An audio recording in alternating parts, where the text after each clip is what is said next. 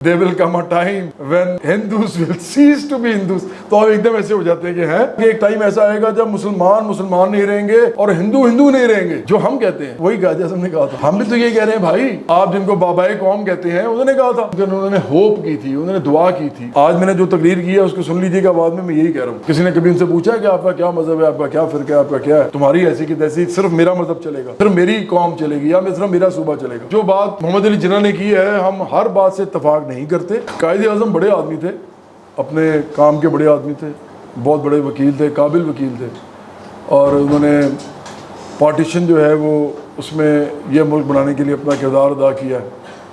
اور وہ ایک ذہین آدمی تھے, ان کے القابات بہت سارے ہیں. انہوں نے تقریر کی تھی, اس میں انہوں نے کہا تھا کہ there will come a time when Hindus will cease to be Hindus and Muslims will cease to be Muslims, not in the religious but in the political sense. اس کا مطلب یہ ہے, لوگ عام طور پہ صرف پہلی والی بتاتے ہیں, یہ جان کے بتاتے ہیں. وہ کہتے ہیں کہ آپ آزاد ہیں اپنے مسجدوں میں, مندروں میں, گرجوں میں جانے کے لیے, لیکن اس سے اگلی جو ہے وہ زیادہ امپورٹنٹ ہے, جو میں نے بولی آپ کو, یہ اس کا اگلا حصہ ہے. تو وہ کہتے ہیں کہ ایک وقت ایسا آئے گا جب مسلمان مسلمان نہیں رہیں گے, ہندو ہندو نہیں رہیں گے. ایکچولی قائد اعظم جو تھے نا, وہ ایک وکیل تھے, تو وہ ان کے اندر ایک ڈرامائی عنصر تھا ان کی باتوں میں. وہ ڈرامیٹکس پہ بلیو کرتے تھے.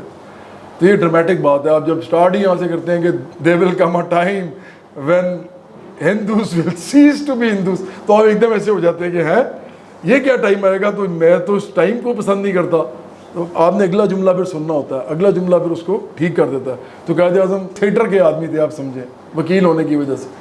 تو انہوں نے کہا کہ ایک ٹائم ایسا آئے گا جب مسلمان مسلمان نہیں رہیں گے اور ہندو ہندو نہیں رہیں گے, لیکن مذہبی طور پہ نہیں, سیاسی طور پہ. تو اس کا مطلب یہ ہے کہ جو ہم کہتے ہیں وہی قائد اعظم نے کہا تھا. ہم بھی تو یہ کہہ رہے ہیں بھائی, جو آپ جن کو بابائے قوم کہتے ہیں انہوں نے کہا تھا.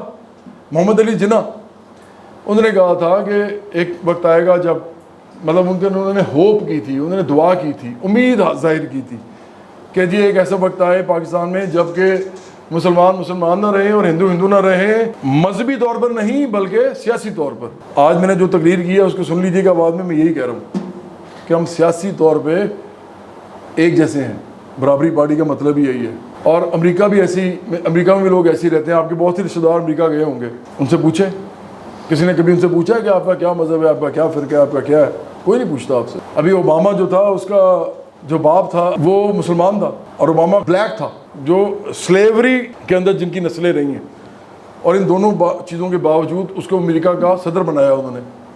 تو امریکہ کے اندر کوئی اچھی چیزیں بھی ہیں, ویسے تو سرمایہ داری کا سرخیل ہے, لیکن اور ہم اس کے سیاسی مخالف ہیں, لیکن چونکہ ان کے معاشرے میں کم از کم یہ چیز نہیں ہے کہ آپ مذہب کی بنیاد پہ لوگوں کا بیڑا غرق کریں, یہ کہہ کے کہ تمہاری ایسی کی تیسی, صرف میرا مذہب چلے گا. تو وہاں نہیں ہے ایسا, یا صرف میری قوم چلے گی, یا صرف میرا صوبہ چلے گا. تو اس لیے قائد اعظم کے بارے میں اتنا ہی کہنا چاہوں گا. باقی یہ کہ وہ سوشلسٹ تھے یا نہیں تھے, وہ کیا تھے, ان کے مختلف اقتباسات ہیں جو تھوڑے سے کنفیوز کر دیتے ہیں لوگوں کو, کیونکہ وہ بہت بڑی لڑائی لڑ رہے تھے. تو وہ لڑائی جو لڑ رہے تھے, اس وقت کی جو لڑائی تھی, جو بھی ان کو سمجھ آ رہی تھی وہ لڑ رہے تھے. تو اس کے اندر انہوں نے کئی دفعہ یہ بھی کہا کہ انہوں نے سوشلزم کا نام بھی لیا اپنی تقریروں میں, اور کئی جگہ انہوں نے مذہب کے ساتھ بھی اس کو جوڑا کہ اسلامی سوشلزم کی بات بھی کی. تو ہم ہر جو بات محمد علی جناح نے کی ہے, ہم ہر بات سے اتفاق نہیں کرتے, ہم ایک سیاسی پارٹی کے طور پہ, اور ہم ہر بات سے اختلاف بھی نہیں کرتے. میں نے جس طرح کہا کہ وہ بڑے آدمی تھے, ہم ان کو اسی طرح دیکھتے ہیں. تو میرا نہیں خیال کہ اس سے زیادہ بات کرنے کی ہمیں ان پہ ضرورت بھی ہے. ان کا ایک تاریخ میں مقام ہے جو وہیں رہے گا ہمیشہ, ایک ملک کے بانی کے طور پہ.